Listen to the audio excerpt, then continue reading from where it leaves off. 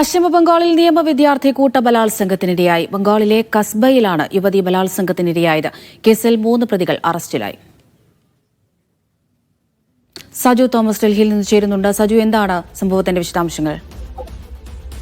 അമൃത, ഈ വിദ്യാർത്ഥിനിയെ ക്ലാസ് മുറിയിലാണ് കൂട്ടബലാത്സംഗം ചെയ്തത്. South Kolkata law കോളേജിലാണ് ഇത്തരത്തിലുള്ള പീഡന സംഭവം നടന്നത്. ഇതേ ലോ കോളേജിലെ മുൻ വിദ്യാർത്ഥിയും 2 ജീവനക്കാരെയുമാണ് ഇപ്പോൾ അറസ്റ്റ് ചെയ്തിരിക്കുന്നത്. അറസ്റ്റിലായവർ മനോജ് മിശ്ര, സായിബ് അഹമ്മദ്, പ്രമിത് മുഖോപാധ്യായ് എന്നിവരാണ് അറസ്റ്റിലായിരിക്കുന്നത്. തൃണമൂൽ കോൺഗ്രസിന്റെ വിദ്യാർത്ഥി സംഘടനാ നേതാവാണ് ഈ പീഡനത്തിനിരയായിട്ടുള്ള പെൺകുട്ടി. അതോടൊപ്പം തന്നെ അറസ്റ്റിലായ 3 പേരെയും ഇപ്പോൾ ഹൈക്കോടതിയിൽ ഹാജരാക്കിയിട്ടുണ്ട്. 5 ദിവസത്തേക്ക് പോലീസ് കസ്റ്റഡിയിലാണ് ഇവരെ ഇപ്പോൾ വിട്ടിരിക്കുന്നത്. ശരി.